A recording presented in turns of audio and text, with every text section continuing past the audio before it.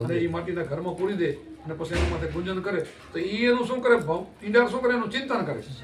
જો ચિંતન કરવાથી જો એ ભમરી બનાવી જતું હોય એ તો જીવડું છે ને, તો આપણે એવાના ચિંતન કરવાથી એવાના થઈ જાય થવાય છે. એના માટે બીજો કોઈ ઉપાય નથી.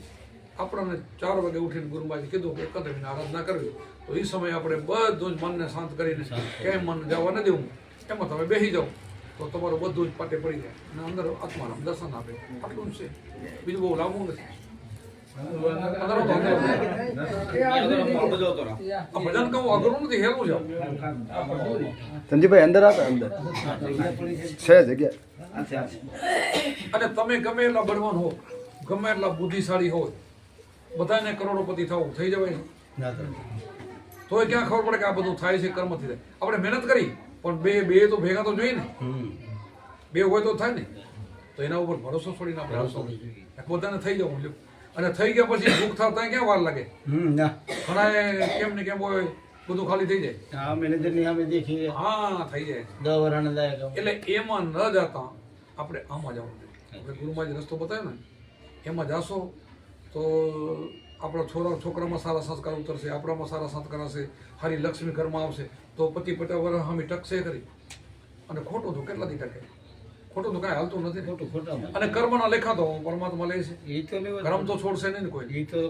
કારણ કે કર્મ મુખ્ય પ્રધાન છે. આ સુખી દુઃખી મન થાય એને કર્મ જ કરે. પોતાનું કર્મ સારું હોય તો ક્યાં બિંદાસ છે, તો કાંઈ સવાલ નથી.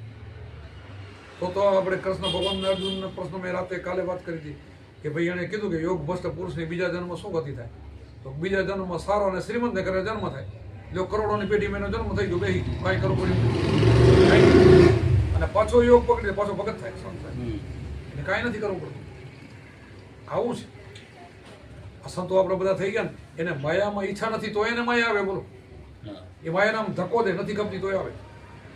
શું કામ? એના ભાગનું છે એને મળવાનું છે, એ તો છોડે નહીં ને. એટલા માટે બધું છોડીને આના માટે ભરોસો રાખીને યોગ સેમનું અમારા આપણા ગુરુ પરંપરામાં આવે છે કે યોગ સોમ પોતાનું જે કરે એ નિત્ય નિયમથી જે કરતા એ કરો, જે કરતા જાય એમ જ કરો. ખોટું નહીં, કોઈ વિશ્વાસઘાત ના કરો. દગા તો કોઈને હગા ન થાય. વિશ્વાસઘાત ક્યારેય કોઈને ના કરો. ઈમાનદારીથી ધંધા કરો ને એનો ધંધો વધારે આવે સારો. અને એના ઉપર કર્મ ન ચડે કોઈ. ઈમાનદારીના ધંધામાં કર્મ ન ચડે. આપણે અમારા સંતો બધા કેટલાય ખેડૂતો થઈ ગયા નથી કે ભાઈ તારે ખેતી કરવી પડે, તને એમાં દોષ નથી. અર્જુને તો કૃષ્ણ કીધું તું ક્ષત્રિય, તું રાજા છો, તારો ધર્મ છે. આ બધાને ગુંડાને તું નહીં મારતો, એની પ્રજા વેણ આવી થશે, પછી દુનિયાને રંજાડશે. એના કરતાં તારું ધર્મ છે, તું એને મારતા દોષ નહીં લાગે. બોલું તો અર્જુન નતો માનતો, એને જ્ઞાન નતું તો નતો માનતો. પછી ભગવાને કીધું હું તને જે કહું છું ને એ તારા હાથે જ મરવાના, તું તો ખાલી નિમિત્ત છો, મારો વારો જુદો છે. પછી એને દિવ્ય ચક્ષુ આપ્યું અને એને બધું બતાવ્યું તો બધા જ મરેલા પડ્યા. ઓહો, તો મારે કાંઈ કરવું નથી. એમાં જે કંઈ થઈ રહ્યું છે ને ઓટોમેટિક થાય, તમે કાંઈ કરતા નથી. પણ તમે તમારા ઉપર ભાર લઈ લો. એટલે ભારનો એ પણ ગુરુમાં તમારે અલગ કરાવી કે જેનો ધંધો છે ને એ તો કરવો જ પડે, એમાં છૂટકો નથી. પણ છતાંય પાપ ન થાય એવો કોઈ ધંધો હોય તો સારો. અને એવા ધંધામાં જે કરીને નીકળી ગયા, કેટલાય એવા ધંધામાં નીકળી ગયા. સજ્જનો કહાઈ હતો, જો કહાઈનો ધંધો કરતો તો એને એક બોકડામાંથી કાપતા મને કીધું ને કે તું મને બધું મારી નાખ, આવું મને અધકતરી ન કરે. અને મેં કીધું આમ થશે તો સમજી ગયા, એમાંથી સંત બની ગયા. એમાં લાગી ગયા ને તો આપણને તો હવે તો ગુરુ મળ્યા તો હવે તો લાગવી જોઈએ ને. વાલીઓ ભીલ છે એવો પાપી હતો, એને લાગી ગયું. આરાધ્ય મળી ગયા, લાગી ગયું ને. બધાને મારી નાખતો હતો, ચોરી કરતો તો એમાંથી લાગી ગયું. જો અને વાલ્મીકી વાલિયા ભીલમાંથી ઋષિ બની ગયા. આપણો જેસલ બારોટ બન્યો, કેવો ડાકુ હતો, કેટલા બેનને ભણેને કેટલા દુઃખ એક જ જન્મમાં નીકળી ગયું. તો આપણે તો બિંદાસ ભજન કરવું જોઈએ કે આપણે એટલું ક્યાં પાપ કર્યું. જેસલ જાડેજાનું આપણે પાપ નથી કર્યું, એટલા પાપી નથી આપણે. કોઈ થોડી ઘણી નાની મોટું ભૂલું થયું એ તો સમાન કરે છે. એ તો ગુરુમાં જે ટાઈમે લે ને ઉપદેશ આપે ને એમ કે તારા કર્મ મને આપી દે બધા, તું છૂટ્યો એવું. પણ હવે કર્મ ન બાંધજો અને આ ભજન ન છોડજો. આ બે વસ્તુ આપે કે આપણે જે શ્વાસોશ્વાસ સાધના જમવા જાઓ, આ ભજન નહીં છોડવાનું. આપણે 2 ટાઈમ તમને ગુરુમાં શું 2 ટાઈમ પહેલાં આપ્યા. આખો દી અમે ક્યારેય કીધું નથી કે કાલથી ભગત થઈ ગયા ધંધો છોડી દો ને આવું જ કરજો, એવું નથી કીધું. કોઈને વૈરાગ થઈ જાય ને છોડી દે એવી જુદી વાત છે, પણ સંતો કોઈ કહેતા નથી. એને 2 ટાઈમ ભજન આપે કે એક તમારે સાંજે સંધ્યા ટાઈમે 4 વાગે. હવે બે વાર સાચા ભાવથી ભજન કરે ને તો પછી ધંધો કરતા કરતા એનું ભજન થાય. એ દુકાન પાસે બેઠો હોય તો ભલે, વેપાર કરતો હોય તો ભલે, ખેતી કરતો હોય તો ભલે, નોકરી કરતો હોય તો ભલે, જ્યાં હોય તો એનું ભજન ચાલુ રહે. પણ આવી સમજદારી સંતો આપણને આપે છે અને એમાંથી કરીને આપણે નીકળી જવાનું. આ લક્ષ નીકળવાની બારી આ છે, બીજું એકે બારી નથી. એક મનુષ્ય અવતારી બારી કહેવાય. એટલે ગુરુ મળ્યા આપણને સાધન મળ્યું છે, સાધનથી આપણે ભજન કરવાનું. આ સાધન બધાને મળેલું છે. કોઈ સારું ભજન કરે એનું વધારે કામ થાય, ન કરે તો એને ઠેકાણે પડ્યો હોય, કામ કરે તો નીકળી જાય. કર્યા વગર તો મળે. તમે ધંધા હોય એમાં એક બાપના દીકરા હોય તો એક આગળ વધે એક પાછળ પડ્યો હોય, નથી થઈ જતું.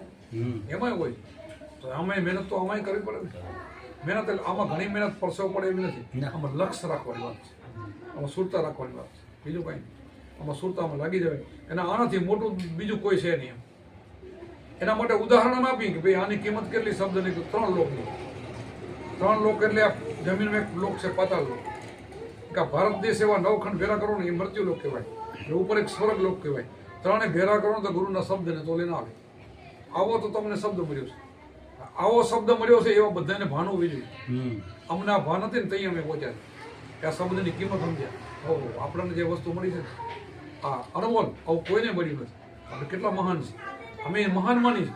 આપણે તો કંઈક ખૂટે છે ઘડી, જરાક ક્યાંક નબળાઈ આવે, થોડાક 5 પૈસા ઘટે, ક્યાંક નબળાઈ થોડીક આવે, થોડીક ઘરમાં બીમારી આવે તો આપણે ભોપાકને જોવા જાય, બીજે જોવા જાય, ત્રીજે જોવા જાય, કેટલું કરી નાખી, બધું છોડીને ભજનને વીખી નાખી ફેંકી દઈએ. એવું ન કરાય. આની કિંમત સમજાય. મીરાબાઈ રાજપાટ છોડ્યું, ભજન ન છોડ્યું. રાણાજીને કે તારું મારે કંઈ ન જોયું, કે મારે તો ભજન કરવું છે, તો એનું નામ ઇતિહાસમાં ચડી ગયું ને. હરિશ્ચંદ્ર ગુરુના ખાલી વચનમાં બંધાણા હતા, એમાં હોનામોરું દેવા માટે એ ખાલી બધું આખું ઘર વેચાણું, રાજપાટ તો દેવાઈ ગયું પેલું, પછી હોનામોરું બાકી રહી ગયું. 3 વેચાણા બોલો. તો આપણે તો એવું તો કાંઈ કરવું નથી. આ કાંઈ નથી આવતું. અને અહીંયા બેઠા બેઠા આપણે ભજન કરવાનું, પણ સાચું ભજન કરવાનું છે.